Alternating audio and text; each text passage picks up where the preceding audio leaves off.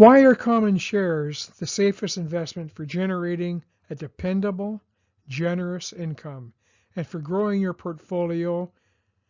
The following are a few reasons. When you buy a share, you're buying part ownership in a company. The executives in your company are motivated by various incentives to increase the share price. To increase your share price, they are constantly evolving and seeking ways to grow your company's sales and profits. You can instantly buy and sell shares of a public company on a stock exchange. The transaction cost will be negligible no matter how many shares you buy, because costly human beings are not involved in making the purchase.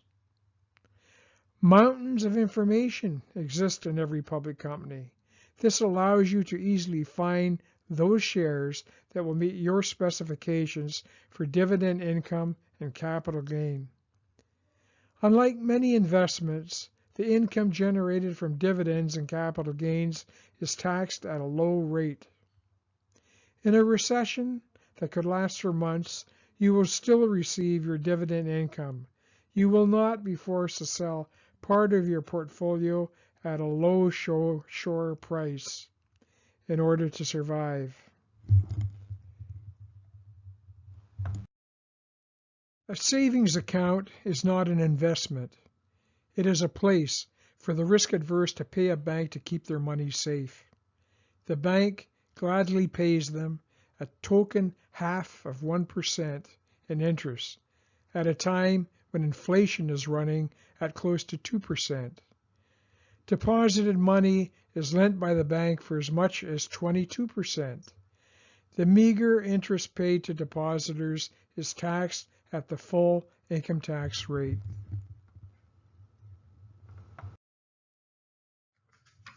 Bonds are regarded by governments and corporations as an inexpensive way to borrow money.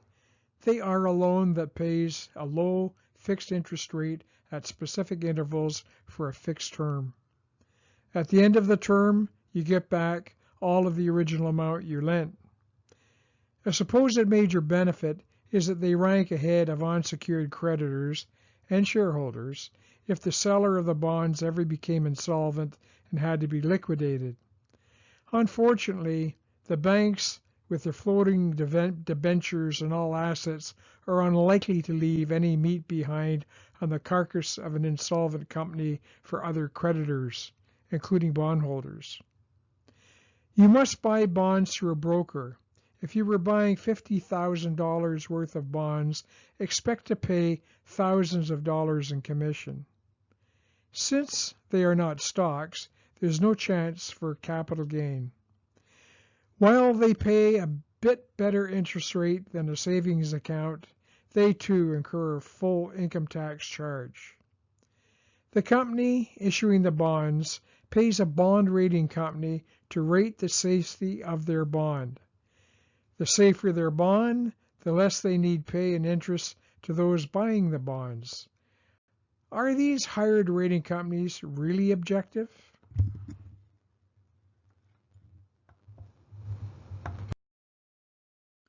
A mutual fund buys a wide variety of stocks to spread the risk. They then sell you units in the portfolio. There is no guarantee a mutual fund will increase in value. If it happens one year, this lessens the possibility that it will occur in a second year. You are just along for the ride. One mutual fund I examined invested in other mutual funds. You really do not know what you are invested in. The portfolio manager can manage the makeup of a fund as he pleases. If you try to sell the mutual fund within a year or two of buying them, you should expect to incur thousands of dollars in penalties. You must buy the mutual fund through a dealer, and their commissions could be in the range of 2% to 4%. To get enough money to live on out of a mutual fund, you usually must sell a piece of your investment. This means diminishing the earning power of your portfolio. Exchange-traded funds is a cheaper mutual fund. You can buy them on the stock exchange the same way you buy stocks. Their fund management fees are much lower because it requires no analysis to buy every stock in a specific index. However, if the whole index falls, then the only defense is for the fund manager to sell everything in the index and then speculate on when to buy back in. Like a mutual fund, you have no control over your investment.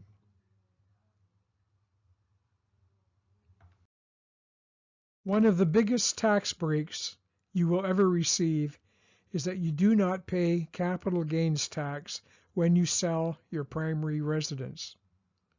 You must live somewhere, so why not live inside one of the biggest investments?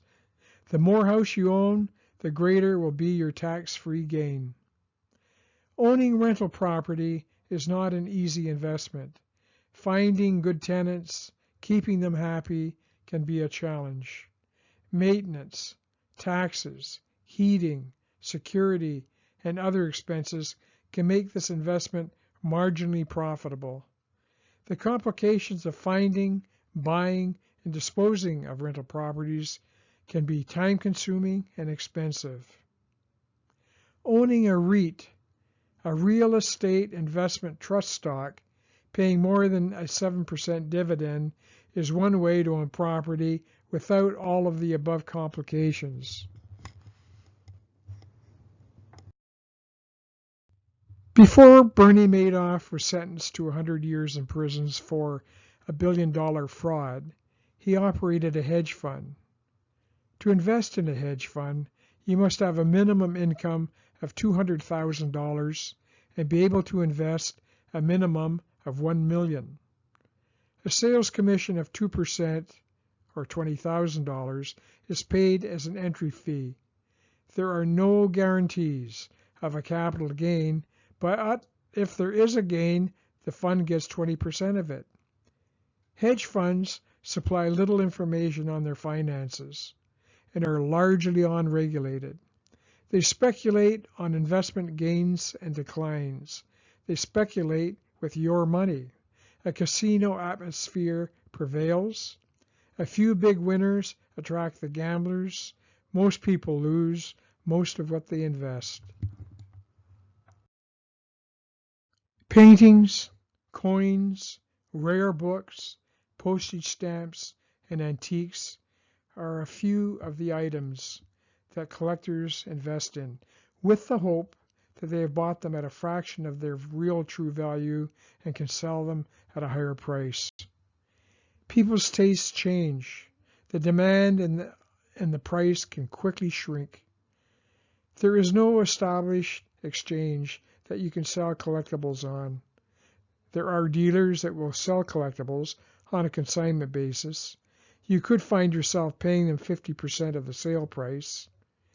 Art galleries are known to sell a painting on consignment and then conveniently forget to inform the seller. The logistics of delivering a collectible can be complicated and reduce the profit in a sale. A preferred share is a business loan. They initially sell them at $25 with a fixed dividend percentage, which is usually a percent or so higher than the dividends they pay on their common shares. Unlike common shares, they have no voting rights and do not dilute the value of common shares.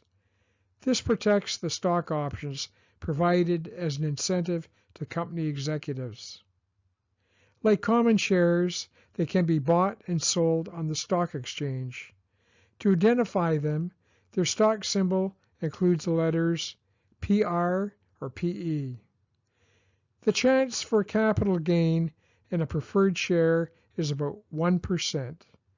50% of them will lose 20% of their initial $25 value. This makes them unattractive to investors, even though they would rank above common shares in an insolvency. That they can be recalled and reissued at a lower dividend rate also makes them unappealing.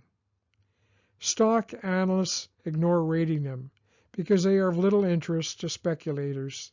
Since they have no operating margin, this results in a very unappealing score for investors who are considering them. While a company must have assets to cover a bank loan, nothing other than a company's reputation provides security for those who buy preferred shares.